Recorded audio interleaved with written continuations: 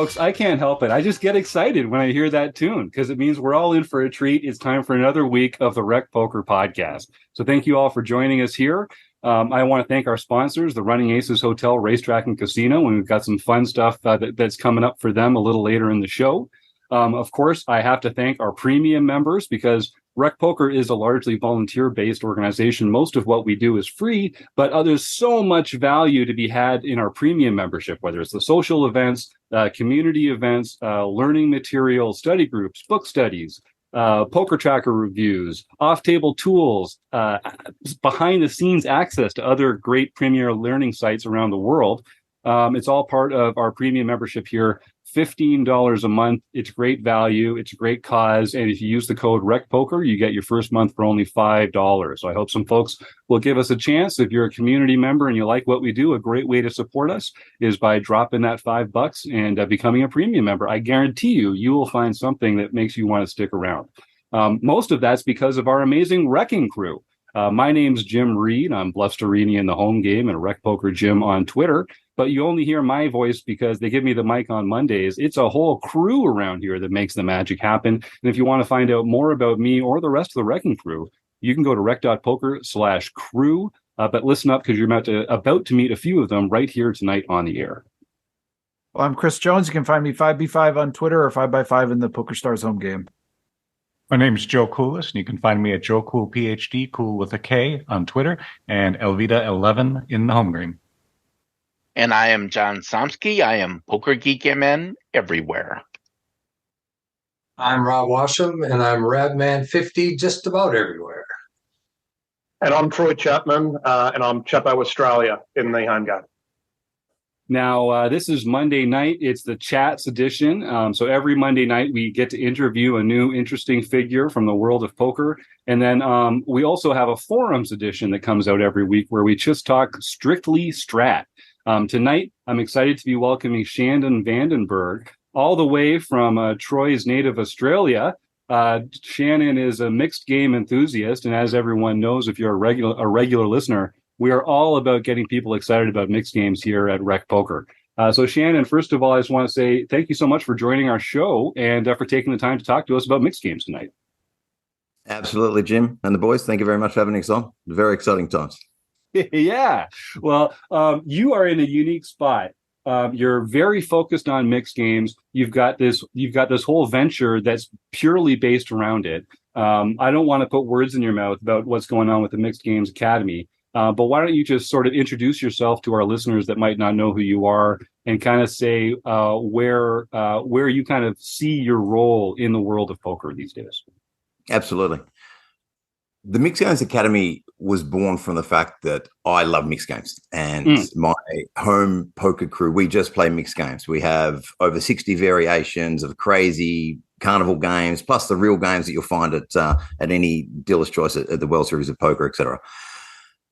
The Australian market is flooded with no limit hold-on tournaments, some pot limit Omaha tournaments, and there's a very, very small, even back when the casinos were open, the only place you could play mixed games is in 8-game and what was formerly known as horse was at the Crown Casino. And that's where we all started to cut our teeth, unless you're running home games.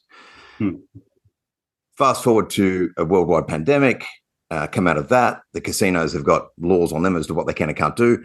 There's still this big hole in poker that was being filled by No Limit Hold'em and PLO, which puts me to sleep. I'm just, I can play it, arguably not very well, but I prefer the action games of like, if I'm getting 2-7 all the time, then I want extra cards and I want to play some deuce to 7, right? I love that.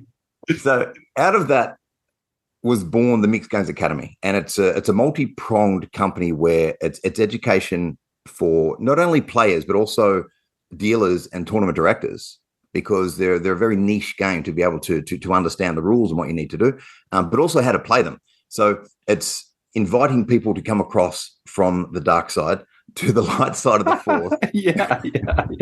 And start to learn some different games. And we've started it off slowly. So the Mixed Games Academy, we had our first event in Brisbane, Australia. I say Australia because you're in the US, right? They're in Brisbane right. only a week and a half ago.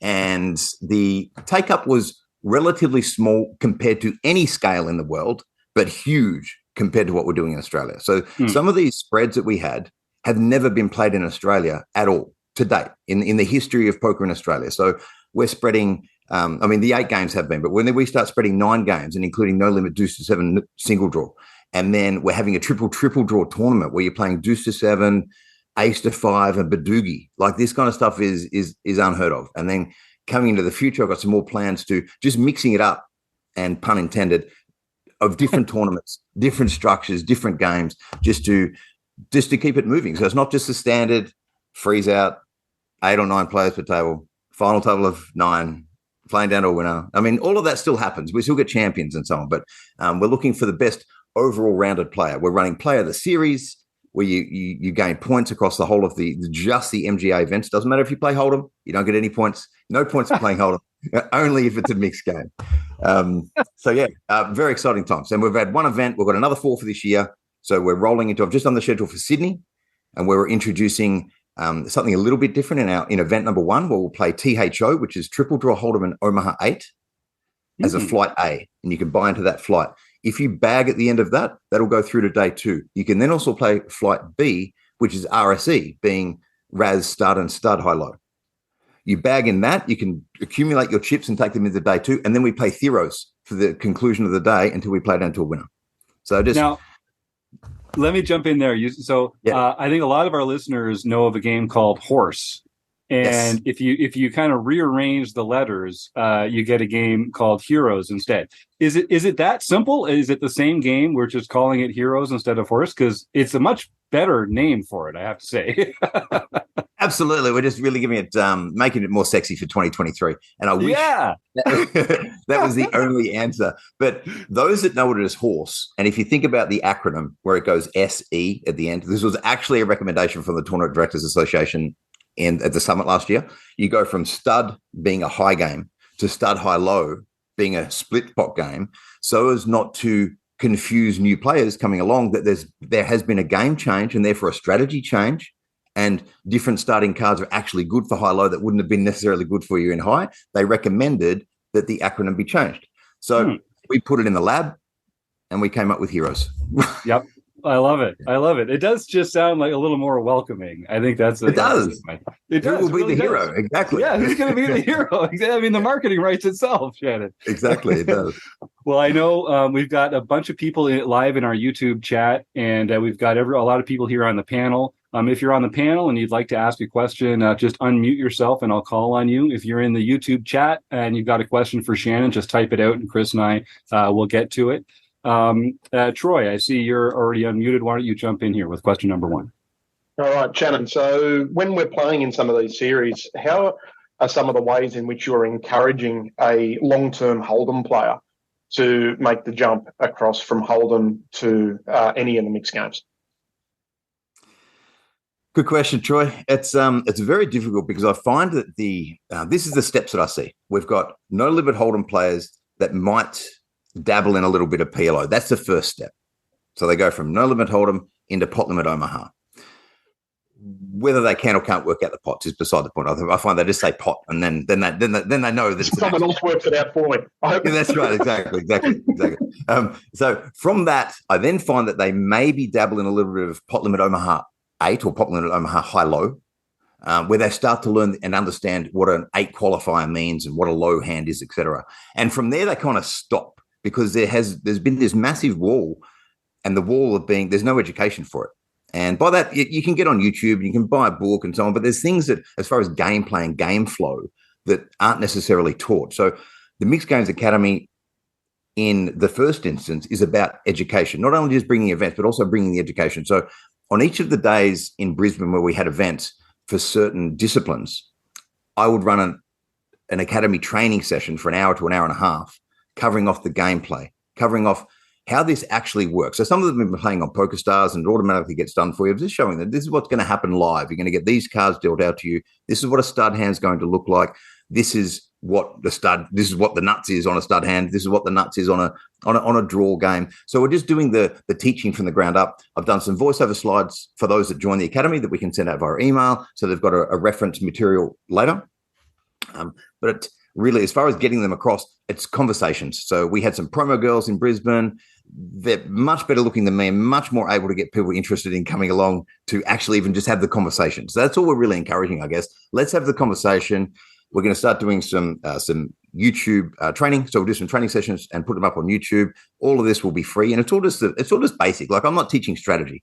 You only have to do a quick look at my Hendon mob to show that I should not be teaching anybody strategy on these games. I can, however, teach rules, and I can teach game flow, and I can help people understand the intricacies of why things are different in draw, why things are different in stud. And that goes for also the dealers and the TD. So that's one of my major roles. I work with the Australian Poker Tour, who's the largest independent poker tour in Australia, but they run No Limit Hold'em and PLO. And they host the MGA events, so we have all of the tables and everything already there. And so we have a captive audience of thousands of No Limit Hold'em players, and I'm just trying to say, come and try something new. Mix it up. Again. Yeah, big shout out to the APT. They're a fantastic series in Australia.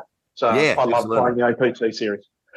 So one other thing that I've noticed that you've done in trying to make it more accessible for the no limit players. If you have a no limit player that's used to playing about $150 buy-in, it might be a bit of a stretch if they want to jump into a higher limit game, because obviously we now have to have professional dealers. There's a smaller pool of those and so on. So what are some of the strategies you're getting for people to come over and have a crack at it before dipping their toe into a larger buy-in event as their first start, like such as the satellites and things that you're starting? That's exactly what we're doing. I'm running satellites into some of the bigger events, and they're a lower buy-in, ranging from $100, depending on the event that you're looking to get into. But for Sydney, about $50 for America, or $20 or whatever. Yeah, like $20 US dollars. Yeah, US dollars. Like a bottle of Coke for America. Yeah, it's kind of like play money, like monopoly money from America coming to Australia. That's what they say about our Canadian money too. But don't you believe them for a second? Don't you believe just because it's colorful and looks good in your wallet? God. Right. So we're running satellites with a reduced blind structure and a reduced stack. So, we might give $30K for an event with 25, 30-minute blinds, but we're going to give $15K for 15 minutes in the satellites. But they're a lower buy-in, they're a faster game, but they get to experience the whole range of games at a much cheaper price. And from that, they can either luck box a ticket on the way through, or B, decide, you know what, I have picked up enough strategies through this satellite. I understand a lot more of it than what I did. The academy training is only a start. It's playing the real game that makes a difference. And then they may commit the extra money. So look, are they priced for necessarily every mum and dad that's used to playing like a $20, $30 game? No, they're not. But we just can't price them like that based on the structures and how long they go, being fixed limit. And the fact that they have to be a dealt game. I would imagine doing a self-dealt game would be absolute chaos. Yeah. I'll never do it. It's funny because you couldn't. Yeah. When the satellites were assumed to be self-dealt, and so that kind of turned a lot of people off. And it's like, oh no, it's not. We can't do this self-dealt. Like, we're giving you a reduced buy-in, and without going to the economics, we're losing money. Please come and play a satellite, and it's going to be dealer dealt, which is great. And you've also got some other games coming up, not just in the major cities as well. So can you talk to us? We're going a little rural, I guess, into Newcastle, north of Sydney, and we're going to play a couple of smaller games. So a good friend of mine, Rob Dorowski, who's the founder of the Australian Poker Tour, has his own brand called King's Poker, and he's running a high roller series for the first weekend in March. I am TD from the 2nd until the 5th of March, and I'll be running 2 games. One Heroes, which, don't quote me, I think it's like a $250 buy-in. So this is like bargain basement stuff. Very affordable. Yep. Yeah, very affordable. $250 for people to try, and an 8 game at $350, which is also very affordable. Yeah. Outside of that, I think go to Sydney. I then go to Sydney 2 weeks later, and we have MGA's second event. So it'll be the Sydney Autumn Series, effectively, and we're running 8 events over 8 days, starting with the THO and RSE, so converting that into a 2-day event to be Theros. We've got another Heroes game. We've got back-to-back 8 games. So I've got an $800 8 game, then backing that up with a $350 8 game. So that's for like try it and see if you like it. I'm running 3 satellites, one into an 8 game, another one to the 9 game, and the 10 game will be our championship this year. So it'll be the standard 8 games, which is deuce to 7 triple draw, the heroes, which is Hold'em, stud, high, low, Raz, stud, and I've got the order around the wrong way, but no limit Hold'em, PLO, deuce to 7 single draw, no limit, and the ever forgotten about poor cousin of Badoogie. We're throwing that into our 10 game championship. And the reason we're starting to do that is because I want to build to having a suite of games. So I'm not adding new variations for Sydney, but then come May, I've got the Gold Coast event, and we're going to start adding Badoosie, Badacy. We're going to run a 6 or 7 rotation game on Big Bet. So it'll be 5-card draw, old school 5-card draw, but they're all just big bet games. So there's no fixed limit in this particular tournament. And then ultimately I'm going to get to like a probably 15 games that I can have in a dealer's choice, which is pretty exciting.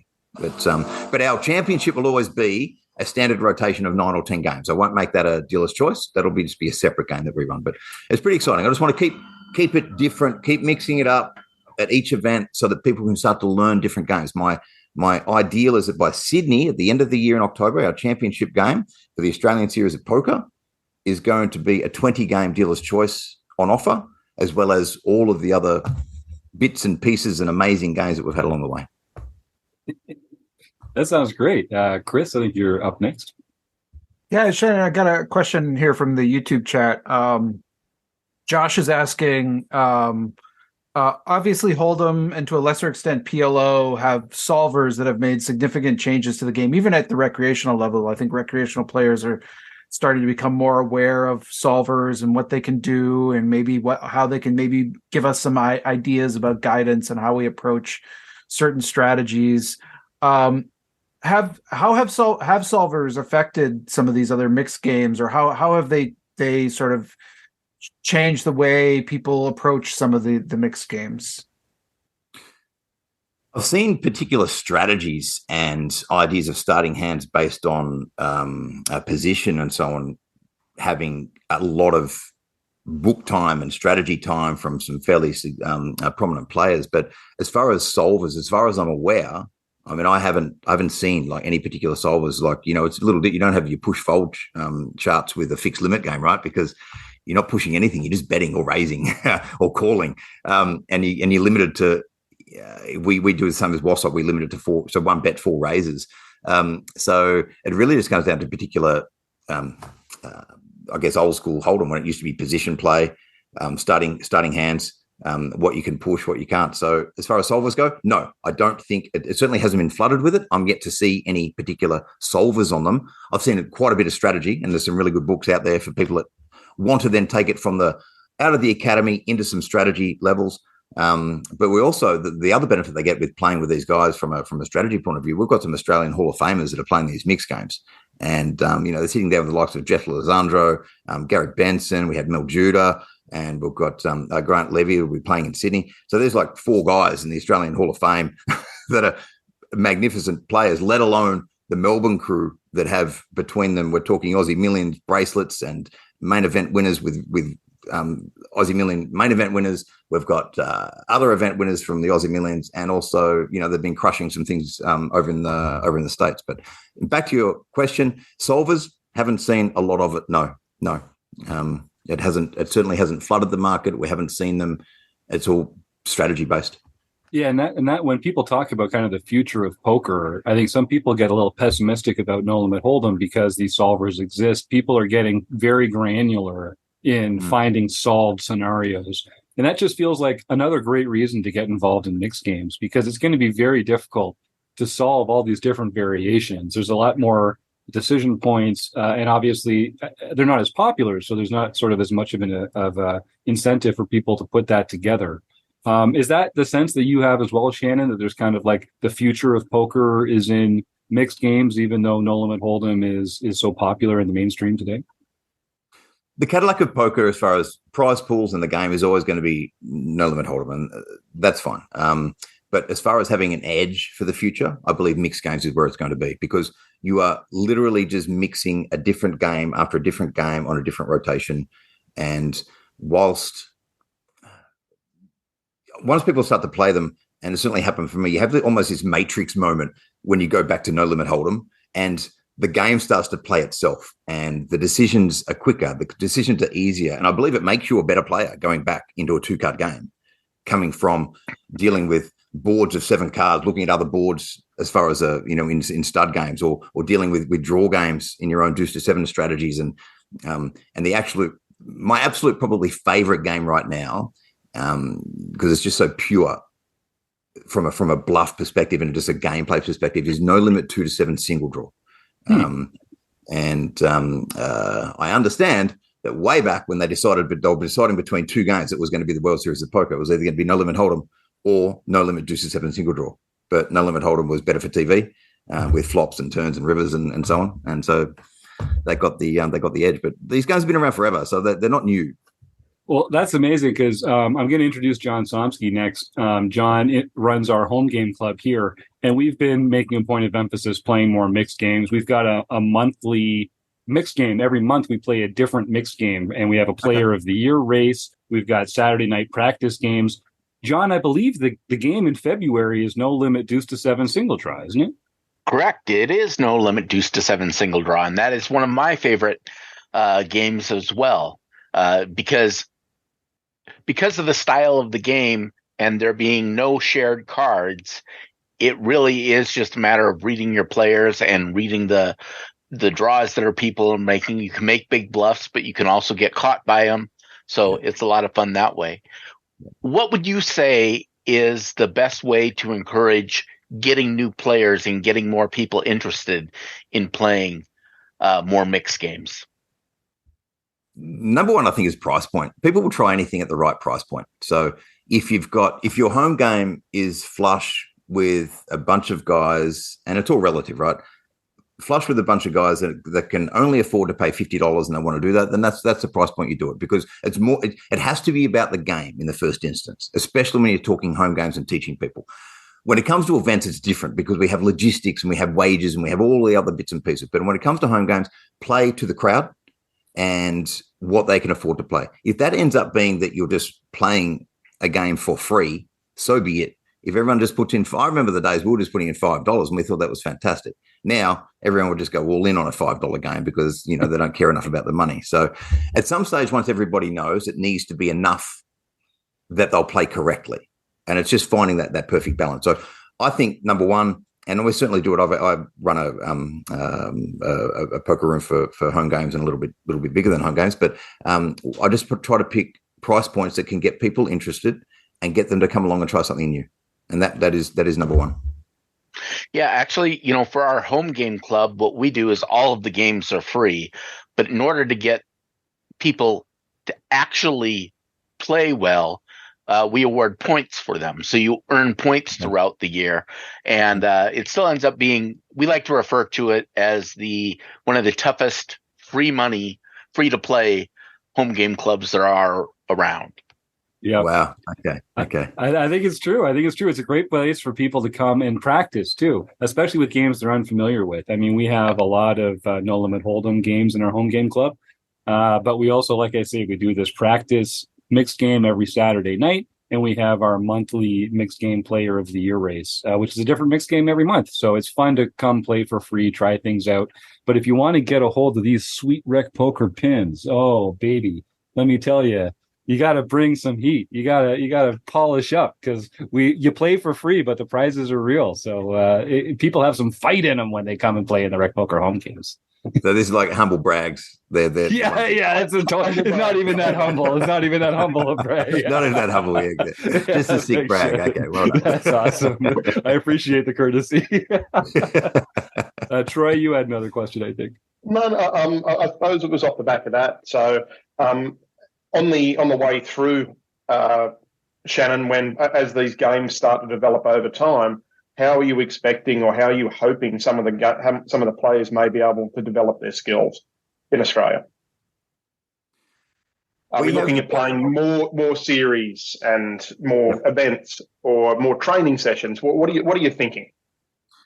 I'm thinking, as we're getting bigger, I want to start involving some really strong mixed game players, and there's some guys that we have access to. There's Tim Masters plays with us, and he's offered some training time to really drill down on individual disciplines. So where I take more of an overseeing approach to say, okay, we're playing 8 disciplines today. I'll give you 15 minutes on each one. This is the gameplay. This is the nuts. These are the kind of things to look for. I'll give a few little pro tips from a non-pro, and we move on to the next thing. But Tim has offered to do some drilling down on 08, for instance. So Omaha high-low, 8 or better. Drilling down on some stud 8 games, drilling down on some draw games. And what I'll look to do as the numbers grow and we can get the right relationships with people, I'd love to get the likes of, maybe even Jeff Lizandro, who's played a lot of mixed games, get some real quality mixed game players to come and give some, I was going to say a sermon, come and give us some training to give that extra edge to people, or at least everyone's getting the same information. But I don't know, like me, when the first time that I learned to play an 8 game, I went and bought into a $350 tournament at Crown, and it did no good because all I'd done is try to find my way online, couldn't find too much. And so I just see this massive gap between I want to play and here's a tournament.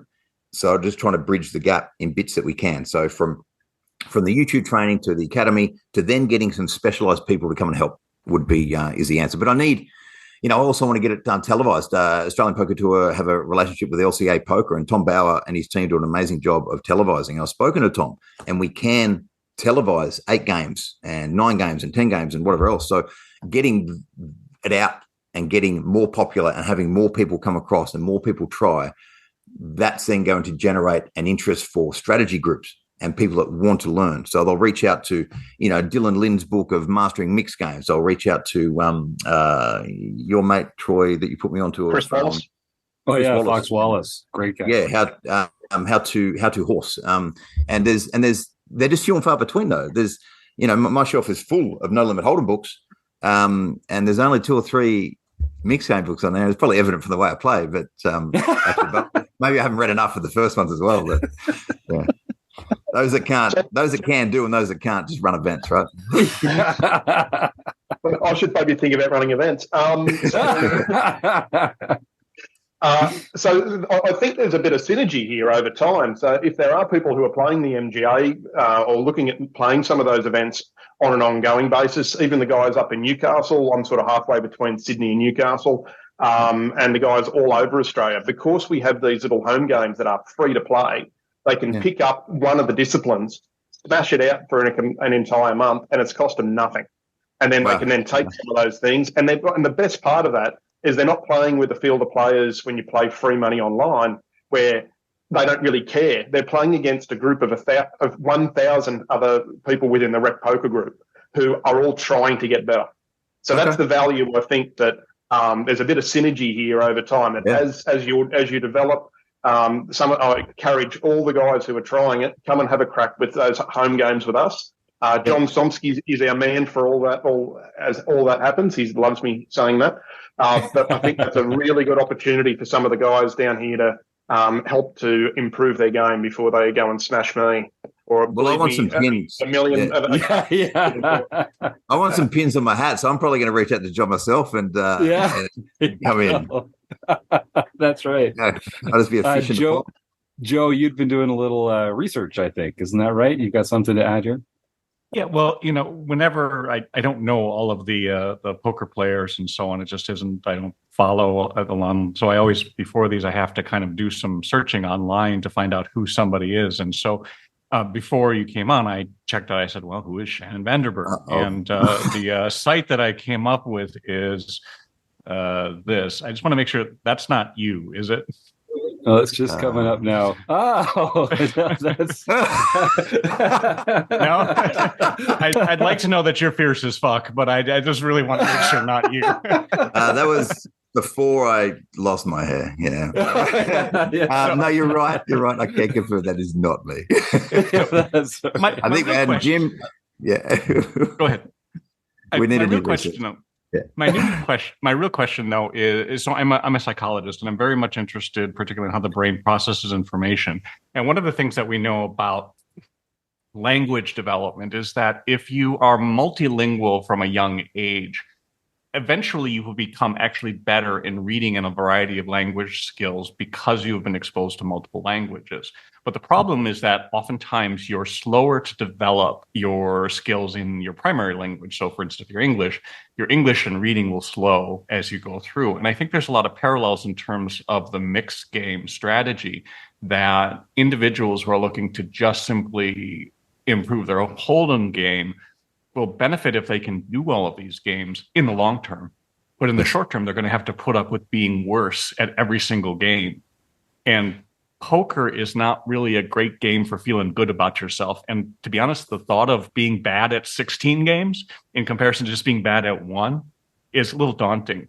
Can you speak a little bit to that in terms of how that relates to how you see that journey for a recreational player? Yeah, absolutely. I guess it depends on the game they're coming to join. So if we go into the discipline of 8 games, all right, and I'm just going to pick on a few of the actual disciplines within that. We have limit Hold'em, so we know how to play a 2-card game. We have no limit Hold'em, we know how to play a 4-card game. We have no limit Hold'em and limit Hold'em. We have PLO, which assumedly they already know how to play that as well. We have Omaha, high, low, 8 or better. So we've got yet another 4-card game. So we have 2 2-card games being Hold'em and 2 Omaha games. So there's half of the mix already done. We're only playing a maximum of 6 hands of each of the games. If you are starting to develop your skills in your deuce to 7 triple draw, my recommendation to new players is the starting hand and your position is paramount. Everything else is junk, throw it away. Until you start to understand how your position can actually use it as a bluff, and you can do some raising, and you mix it up a little bit and just change the way you're playing, right? So until then, you just play. It's like when people first start playing Hold'em. Sit there in this tournament and fold until you get aces, kings, ace, king, or queens, and then just make it impossible for people to call you. And you know that is sometimes an ABC strategy as opposed to getting to up to level 3. So they know half of the games. We've got 4 out of the 8. And then it's just developing and honing some skills, I guess, as they're playing and understanding that in Raz, ace 2-3 as a starting hand is really strong. And I need to see 4th street. And if that becomes a baby as well as 4 or 5 or a 6, I need to come on. So there's some basic strategies and understanding overall what the nuts are that they can not get them, start seeing a king or a queen or a jack in Raz and continuing on for some reason. So as long as they've got some basic strategy, I just don't think they'll feel that out of water.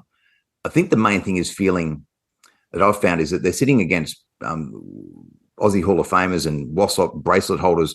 That more intimidates them as opposed to they have an understanding, but they don't want to feel silly about the way they're playing a game.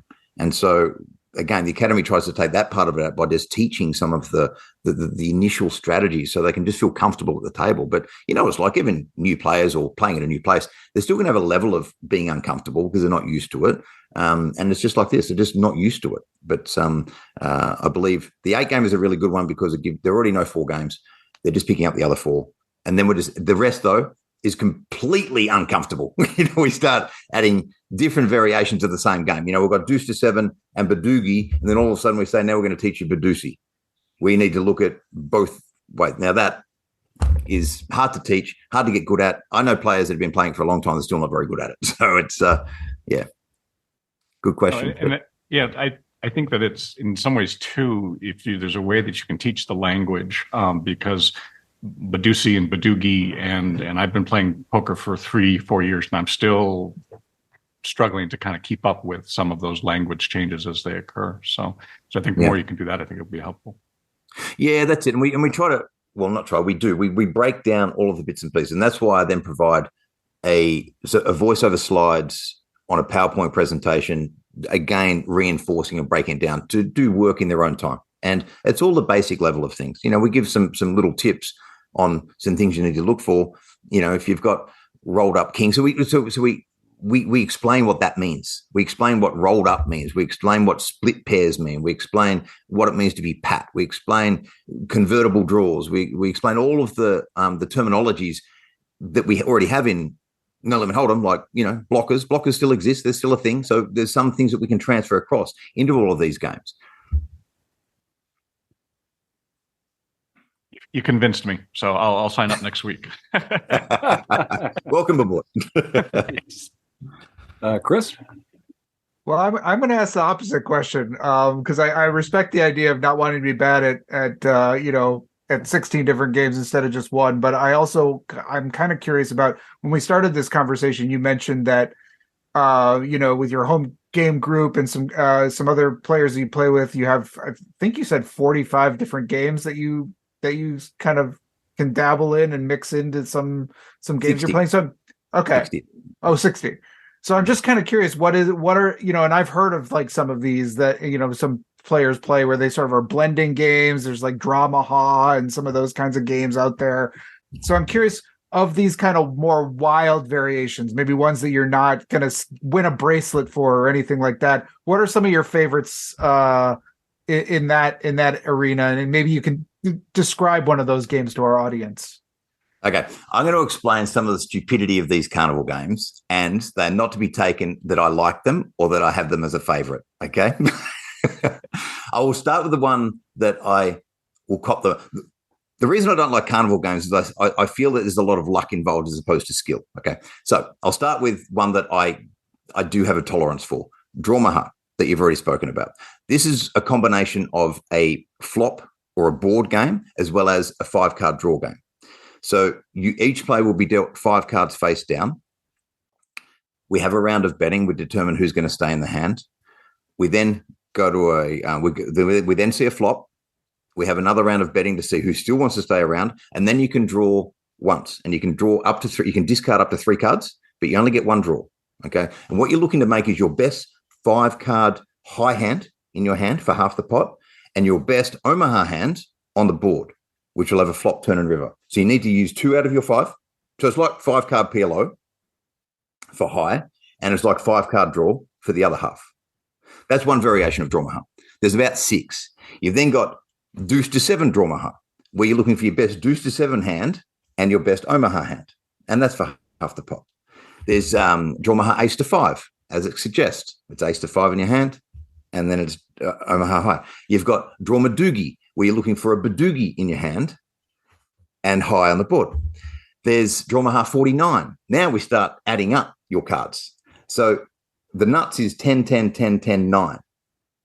All right. Pictures are worth 0. Aces are worth 1. So you just want a cumulative aggregate of cards that add up to as close to 49 as you can in your hand. And then you're playing Omaha again on the board. There's Dramaha 0. Which is completely opposite. Now you want pictures in your hand because they're worth 0, and the closest to 0 wins that half of the pot. So that's just all of the Dramahas. But we've got to think. I've actually prepared a couple of cards here, earlier. We've got one that they call Duck Flush with my background. So you got Duck Flush, where absolutely outlawed this game. I don't like it. Any deuce to 7 hands can be beaten by a flush or better. So it's a triple draw game. If you have a flush, then you can beat the deuce to 7 nuts, and I don't like it. I don't like it at all. We've got what other ones I've got here? We've got I love that you're sharing these kind of esoteric games with us. It's just like, it doesn't mean that he likes them, but he wants people to know that they're out there. It's important to spread the word about the different mixed games. Well, they are, and all they are, I guess. We then just have, and some of them we play individually. Like we've got Luna and we've got Everest. So Luna means 0, so it's triple draw, getting as close or as many pictures as you can in your hand.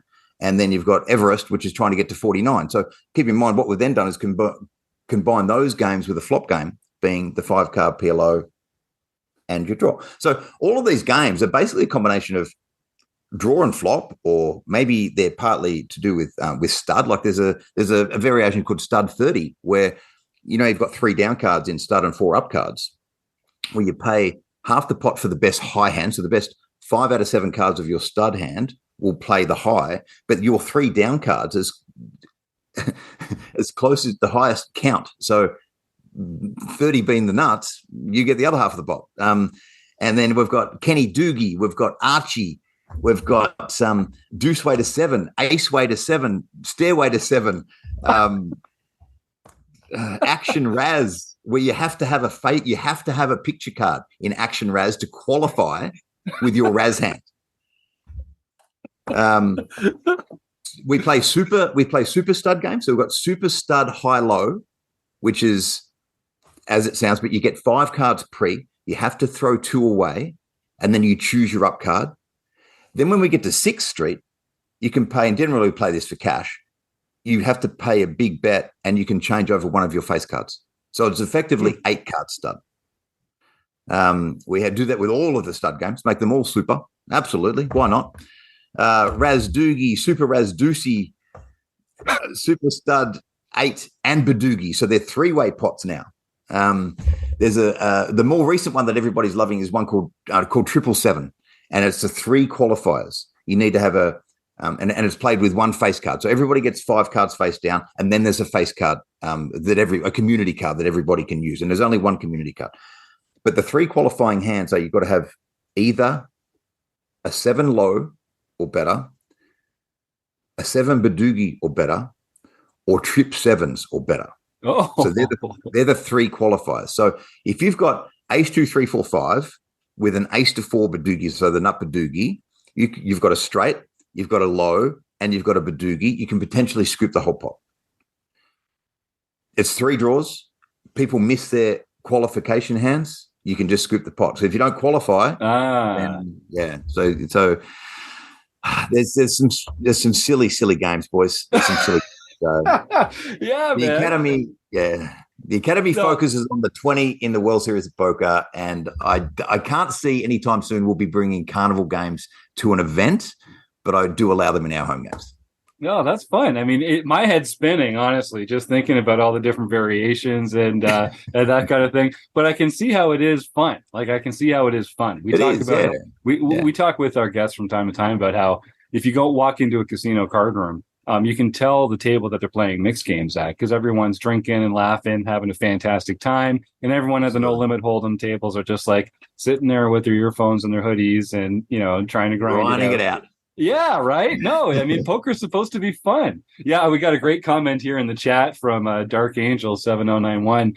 Poor dealers. That's a great point. I mean, you think about the kind of a variety of dealing skill that's involved in this. Shannon, talk a little bit about that. What's kind of like the learning curve for the mechanics of dealing and playing some of these games, and how do you prepare dealers to be able to provide a quality experience for the people at the table? Absolutely. I'll start by saying my 17-year-old daughter can deal every variation that we play here. So she's well versed in the 60+ games that we're playing. Sounds cool. If I find a good dealer with a good pitch, then I can teach them these other games. So it's really, as long as they have the good mechanics and a clean table and know where to keep their pot, we can teach them the next bits. And that's what we've been doing with the Australian Poker Tour dealers is that, look, there's a different way to view things. And there's a bunch of different little mechanics they need to get used to as far as discards and what you need to do and how they need to be moved to make sure we're not messing cards up and taking people's cards when it should have been and making sure that it's the correct number, where to put the stud cards, make sure it stays in landscape and it stays in order. And so all the little intricacies, it's really teaching them. And it isn't particularly hard. It's just different. It'll be no different when someone first learns to deal no limit hold'em, and you want them to follow a particular method. You just teach them the particular method. And it's not really unlearning anything. It's just adding to the skills that they've already got. But it is quite demanding on them. But all of the dealers that I've had have all said it is so much more fun than dealing no limit hold'em because the hand rate is lower. So you're talking in a no limit hold'em tournament, they should be good dealers are dealing 25 to 30 hands per hour, maybe 25 to 27. But in a mixed game tournament, you're doing around 19 hands per hour, thereabouts, because draw games, and this is on average, because draw games take longer. They can take like 3 minutes a hand. You get some of the faster games within the mix. So their actual effort on them is less, but because there's less hand rate, the game's going to take longer. So we start by, can you deal? I probably would never take a brand new dealer that hasn't done any dealing before. They need to come with a grounding before I can really teach them. Otherwise, there's just too much. They need to have a good pitch, and then I'll teach them the rest. Nice, good answer. We've got a couple comments here in the YouTube chat, and I'll remind our YouTube listeners, first of all, it's fun. We get the Australian Poker Tour having a good time on YouTube tonight. So thanks for joining us, APT. I've got some great comments from a few other folks up here. Adian Glenn says, my God, when are adding the Uno reverse card, Shannon? Yeah, that's all that's missing. We got to start bringing in some cards from other card games to really spice it up a little bit here. And we got a question from Jack LaRue saying, with all these carnival games, do you ever run out of cards? Yeah, that's a good question. When you're drawing multiple cards or spreading 7 cards each or something like that, you can't play 10 or 9-handed, right, Shan? Yeah, it's 6-handed. You're limited to 6-handed in most of those games. Like if you're playing Superstar, it's 6-handed. If you're playing Draw Mahar, it's 6-handed. And there's still times you're going to run out of cards in certain games. But I have a particular procedure that needs to be followed. And I won't bore the listeners with the intricacies of that, but it's all about making sure it's a fair distribution of unseen cards and making sure there's an actual method of which pile we'll use to create a new stub. So running out of cards, yes, but you then end up using either discards or the remainder of some burn cards if they've been unseen, if you have enough. But there's a little bit more to it than that, but that's generally the answer. It's just fair distribution and random distribution of the unseen cards. Right on. Well, we're getting to the end of the show. I'm going to ask Shannon a couple more questions before we let him go. But I'll just remind our YouTube listeners, if you have any more questions, please type them in the chat there. And if anyone here in the panel has any questions, just unmute and we'll get them in before the end of the show. I will also say, if you're listening to this and you're enjoying this, come get a free RecPoker account. The community account's free. Just go to rec.poker. All it takes is an email address and a smile, although both are mandatory. Because we're going to be doing a mixed game thing of our own this spring. I'm not sure exactly how it's going to come together, but we're going to be inviting Shannon back. We're going to be talking to Fox Wallace. We're going to be talking to Jake Hirschfield from Unshuffled, Robbie Straczynski, of course, from Card Player Lifestyle. A lot of mixed games fans. We're going to do a couple podcast episodes just based around mixed games. And if we can, we'd like to do some more sort of interactive stuff around it. On the third Wednesday of every month, it's free for community members. You can come and hang out with Jake Hirschfield and I as we explore the mixed game of that month in some detail using his platform called Unshuffled. It's free for all our community members. So do come and check it out. There's so many ways to get involved in mixed games here at RecPoker. Is just one of the ways that we celebrate our love of poker. It's a big love for a big game. There's enough to go around. Josh Campbell asks, he emailed me his food bank entry in advance. Yeah, so Shannon, we do a draw at the end of every show where people type the words food bank in, and we try and raise awareness for food bank. Food insecurity is an issue that affects all sorts of people that you might not expect. And people have been getting their entry in earlier and earlier throughout the show. So Josh, he emailed his in early just to make sure that he was really in there. No, Josh, let's start typing those in. In fact, let's do that right now, folks. If you want to start typing the word food bank in, we'll start paying attention to the order they come in. Then Chris will roll his magic dice, and we'll figure out who the winner is going to be this week. While people are doing that, does anyone have any other questions for Shannon? I've got one to close out the show.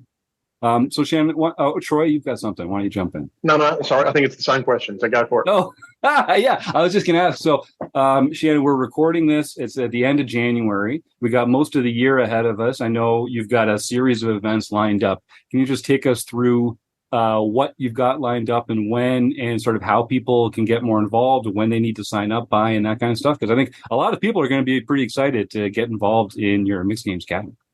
Absolutely. Our next event, we're going to Newcastle, where we're running 2 events, being the Heroes and the A Game. So that's from the 2nd to the 5th of March. Mm-hmm. From there, we go to the 2nd of the major MGA events, which is from the 19th until the 26th of March at the Cube in Campbelltown, New South Wales, in Sydney, where we're running 8 events over 8 days. And that will be huge. To get involved in fact, I'll go through all the dates first. Then we've got Gold Coast. We're going to go back to Queensland from the 20th of May for a week, where we're running another 8 events. Then in September, we're back to Brisbane, which is just for those, not in Australia. It's about an hour and a half up the road from Gold Coast. So we'll go back to Brisbane for the next event. We're running another 8 events over the 7 or 8 day period. And then in October, we've got like our grand final. We're going back to Sydney, but we're at the Bankstown Sports Club, and we've got another 8 events and bigger buy-ins and some very different events and more World Series of Poker orientated dealer's choice 20 games, etc. For more information, mixedgamesacademy.au is our website. Jump on. We're on Facebook, we're on Twitter, we're on Instagram. So just all the handles are basically the same. It's Mixed Games Acad or Mixed Games Academy. Like and if you subscribe to the website, you'll be up to date with all the information. That's where we're going to start keeping our blogs and our results. We've got a particular festival set up on Hendon Mob, so all our results are covered by those guys as well. And yeah, very excited. It's going to be a big year. It's only 4 events, but that's massive for mixed games in Australia. So it's busy times. That's fantastic. And I'll make sure that if you're listening to this and you're enjoying the sound of it, the links that Shannon's talking about, you can find them in the show notes. So you can just click on there and follow along and sign up with the fun there. Shannon, is there anything else that you'd like to share with our audience before we let you get on? I mean, I know for you, this is Tuesday afternoon. Like we're coming at this from completely different parts in our day. But I don't know is there anything else you'd like to leave with our audience before we wrap this baby up?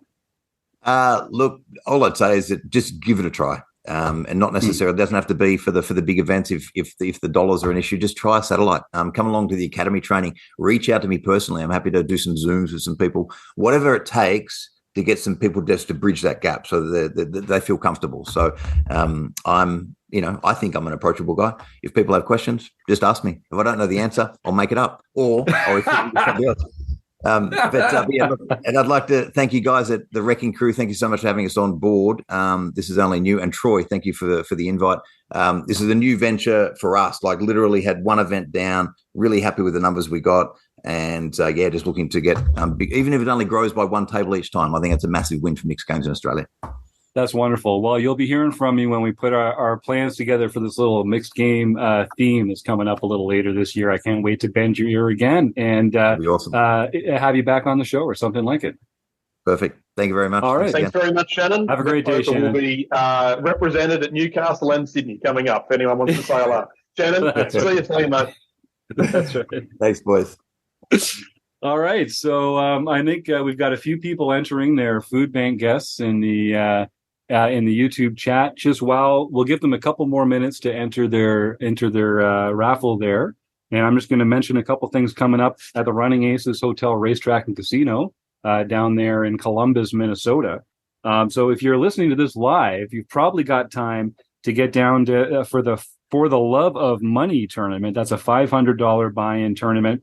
The qualifiers start today, Monday.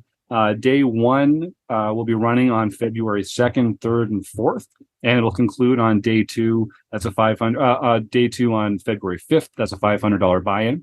And then on March 1st, the Pot of Gold tournament starts. That's a $360 buy-in with day 1s on March 1st, 2nd, and 3rd, and 4th, I think, actually. And day 2 on March 5th. We teased last episode we're going to be joining the post-Paddy free roll on March 18th. That's a free buy-in, $5,000 prize pool with $10 unlimited add-ons. And keep your ears perked in February. There'll be a forums edition of the podcast talking about some strategies you might employ while playing in a free roll like this. And then finally, the last event they have in March, the Mid-States Poker Tour. Is coming from March 23rd to April 2nd. That's going to be a lot of fun. There's going to be a ton of events going on there for that entire stretch. And I'm sure if you enjoy the RECing Crew, if you enjoy a lot of the RecPoker premium members, this whole thing got started in Minnesota. A lot of them are going to be there. A lot of them are going to be having fun at the Running Aces Hotel, Racetrack, and Casino for all these featured events. So I'd encourage people to go and check that out and tell them that RecPoker sent you, because that makes us look great. And they're our sponsors, so we'd really like that. All right, Chris, should we do our results? Should we see? Yeah, I got 2 things. First of all, one thing I'll just put a plug out there for our own RECing Crew member Taylor Moss. I purchased a little bit of coaching from him this very beginning of this year, just to try to help me become not even competent, but just like strategically, like potentially like aware of how to play mixed games, and he kind of walked me through because I kind of had that same feeling, like I want to try these, but I don't know how to do it, and I wanted to bridge that gap. And he did this phenomenal thing. So if anybody's kind of looking for that and looking for, our own player of the year 2 years in a row, does that a little on his own, and it was a really good thing. And I feel like I have a handle on, at least, not that I'm going to be good, but I'm not going to make a total like most of the time I would look at mixed games and sort of be like, did I win? Somebody tell me, 'cause I have no idea. Table your hand. Yeah, right. Yeah. So that's one plug. The second plug is that since I've been teased sort of so much, I have brand new dorky dice. Yeah, for all you people in the audience. So I how many do we got? What do we got to do here? All right, let's see. Let's make sure we're all in agreement here about the order and everything. So we got Rob Adsom, who got in there naturally to be first. Josh Flinecki, the RRRCCC, Dark Angel, Mary McCune, Jim Gibson, Charles Allen, Jack.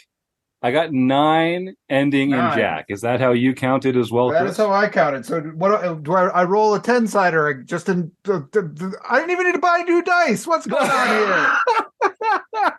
You are so much Right. cooler than you were last week, though. Yeah, It's I true. know. You have so All much right. more respect So from us. I'm re-rolling on a 0. Okay. Yep. This is all right, happening, here we folks. go. Ready? It's happening in real time. It's a 5. Of course it's a 5. Best Best for number you. You in love the- your on the 5. dice. Yeah. All right. So that's 1, 2, 3, 4, 5. Donna.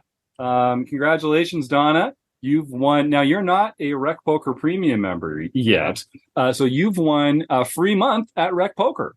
So you can send me an email, jim@rec.poker, and I'll make sure to set you up with your free month. You're going to love all the amazing stuff that we do here. We kind of tease it on the podcast from time to time, but it's a great group. We've got a bunch of people who just love poker, love sharing their love of poker. We learn together. You're going to get access to some training videos from some of the most amazing poker training sites out there in the world. And I know you're just the kind of person that's going to have a lot of fun with a lot of our members as well. Plus, of course, all our premium members get to take advantage of our deep dive that Chris runs every single month, which I really think is sort of like the flagship of our learning material here. You'll get a chance to play in a simulated tournament environment with 8 other premium members, where Chris Jones will be recording in God mode so he can see everyone's cards. And then he and Dara O'Carney analyze your play afterwards. They split it up into various hands. They each put their input into it.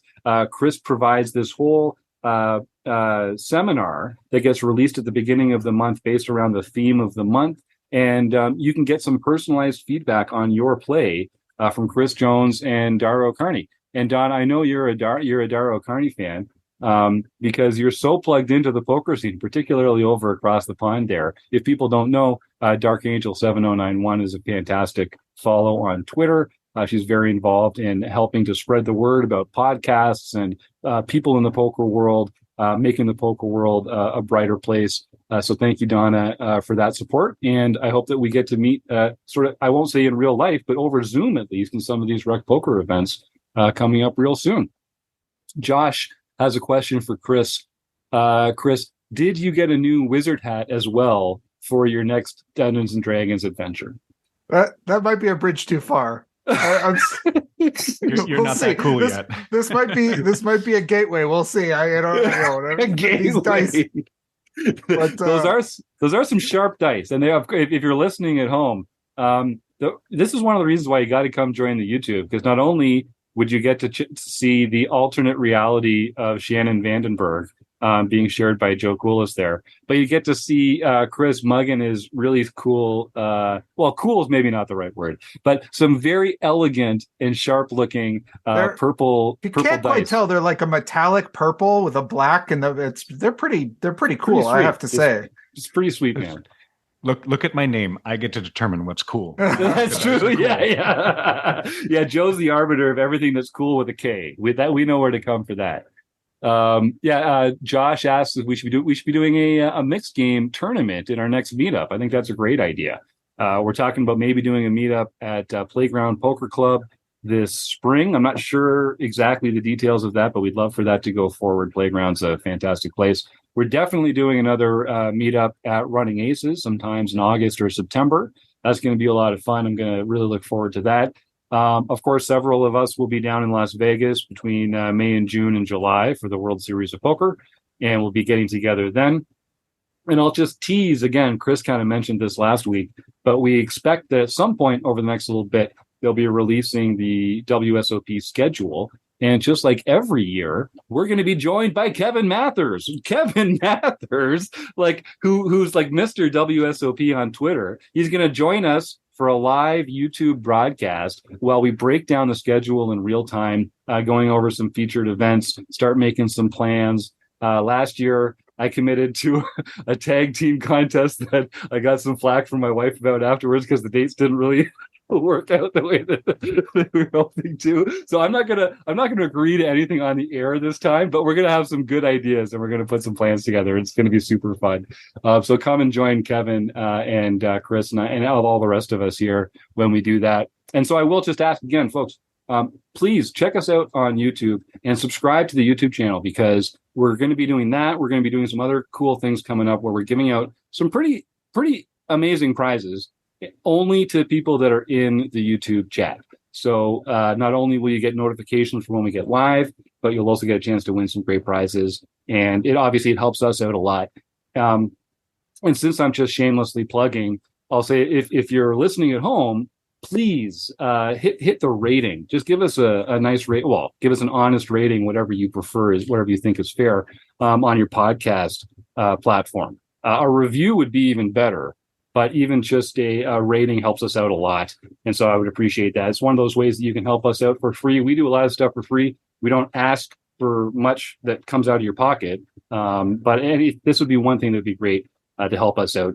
Subscribe to the show. Rate and review it, subscribe to the YouTube channel, and of course, tell all your friends how much fun we're having over here and how they can get involved for free as well. I guess one of the ways we have a lot of fun is with our home game club that's gotten some love tonight, but we haven't actually talked about who some recent winners are. John, why don't you take us through into home game land, and then we'll probably wrap this baby up and send her on her way. All right, we'll start off with January 23rd. Dan D. Resg, Daniel A., got his second nightly victory for the year. Evil Roy CA, David Westerveld, got his first nightly for the year, but his 49th victory in the home game series. So he is one elusive win away from earning the Lifetime Achievement Award. And I'm just going to get the first interruption in here, John. That was live in the online play and hang. That one was pretty exciting. We got to see him get all the way to heads up we got to watch him go all the way through it, including the win in our online play and hang, the OPA, on Tuesday night, which is a great way to come and hang out with other premium members. We have a pretty good time on Tuesday nights, but how cool is I really hope we get a chance to kind of see it happen for number 50, because 50, that's pretty spectacular. I'm excited to welcome Dave into the very exclusive Hall of Honor, or whatever we end up calling that. But Lifetime Achievement pin is just the ticket, and he deserves it. He's you have to sacrifice a goat to do it. Yeah, that's right. We won't get into what he's done behind the scenes or who he's made bargains with his eternal soul. That's up to Dave. But congratulations, Dave, and I'm excited to see you hit 50. I'm sure it's going to happen in no time at all. Although I did hear that he is going to be bunking with Robert Johnson in the afterlife for whatever that's worth there. Anyway. Did they meet at the crossroads? Is that what you're saying? Exactly. Then B-Chip Charles Allen got his second nightly victory for the year. He's on a roll, though. He's been kicking butt like since last fall. I feel like we talk about Charles Allen every week on the show. Congratulations, Charles. Well, yeah, that's his fourth victory overall this year, and that's in January, so that's doing pretty good. No kidding. Yes. Bone Crusher 14th, Marcel Deuce got his first nightly victory for the year. Keto Man 335, Keon Tavakoli got his second victory for the year. Squidge 2022, Kate Ibbenson got her first nightly victory for the year. And B-Chip Charles Allen actually, so this, he won the daily mixed event. So this was his fourth victory for the year, his first mixed practice event for the year. And then Lars opening, George Borden got his first international victory. Glassjaw 222, David Schoen got his first international victory. And none other than Binkley, Eric Jin, won the LPP event. So he can contact Jim at rec.poker for his free month at Learn Pro Poker. Yep, but we're not going to give him a free month at LPP, though, because Eric Jin is already way too good at poker. He doesn't need to get any better. Eric's been working on a few cool things behind the scenes here that we're going to be sharing with people soon. But one of them is that the Peel is back. The Play, Explain, and Learn is back. So this is so exciting. This was one of my favorite features that we do here at Rec Poker. Every Thursday night at 10:30 Eastern, if you're a premium member at Rec Poker, you can join Eric and his cadre of enthusiasts. And it's a different group every week. You play, it's kind of similar to how Chris runs the deep dive seminar. You play a simulated cash game with a few other premium members. Eric is watching and listening, and it's kind of similar to Poker Out Loud that you guys may know from Solve for Why. Everyone's muted, and everyone's muted everyone else, but you take turns. When it's your turn, you unmute and you sort of talk through your action. And everyone does this in order. And then Eric takes the video of this and releases it to the members. And you can kind of see in real time what the other players were thinking throughout the hand and whether their assumptions were correct or whether your assumptions were correct. And it's a phenomenal learning tool. You do have to kind of open up yourself a bit to take advantage of it because you have to share your thoughts with the group. But listen, I am a great example of why people should do this more. Because when I started poker, when I learned for years as someone who was learning poker, I did it in the shadows. I was a lurker. I read books. I listened to podcasts. I watched videos all on my own. I made a bunch of charts. I did a bunch of math, pen and paper stuff all on my own. Even when I joined Rec Poker, it took me like 2 months, even just to turn the camera on and to join the group because I'm kind of, a private person.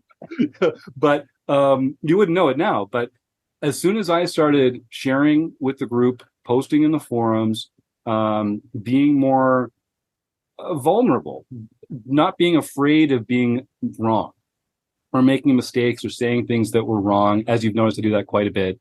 That really, and I've seen this in my Poker Tracker 4 graph. You can see my results take off from the time that I started sharing myself with the group, sharing the things I was unsure about, sharing the things that I needed to improve on with the group and learning from the group together. It's something that it's hard to do, to kind of put yourself out there when you're not sure, but it's the way to learn the most effectively. And with the group that we have here, you don't have to worry about people giving you a hard time or berating you or treating you like you're inexperienced or that it's a dumb question or you made a terrible mistake or something like that, because we all want to get better together. It's a positive and encouraging learning environment. So I just want to shout out this Play, Explain, and Learn that Eric does on Thursday nights. It's open to all premium members. You just have to go to the forums to get the link to join. And Eric's just a phenomenal facilitator of this. I'm really excited to see how it grows and what else we can do with it, because it's a great way to do it. And it is at 9 p.m. Central Time. Yeah, is it 9 or 9? I think it doesn't start on a half hour. Doesn't it? No, okay. It's 9. So go to the rec.poker homepage. If you just scroll down, you'll see a calendar of all the events that are coming on this week. All the blue ones are, and there's a lot of them, are events that you can join to engage, whether it's over video like Zoom or the Fun Country program or Poker Now or Twitch or YouTube. There's a lot of different ways that you can engage directly with the RECing Crew. And then all the yellow events are home games. And there's only 359 of those in a year. So you should have no trouble. We basically, to put long story short, we have multiple events every single day here at Rec Poker. Most of them are free. The biggest problem you're going to have is choosing between them. So come and get a free account. Come hang out with the RECing Crew and me and have a great time. Am I forgetting anything, gentlemen? Sometimes it's ladies and gentlemen. We have an all-male crew tonight.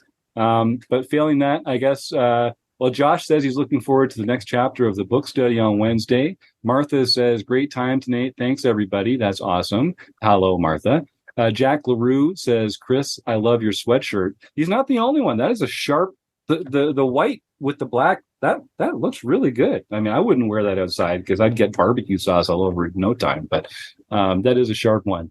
Some other really nice comments in here. So I'll just say thank you to everyone on the in the YouTube chat.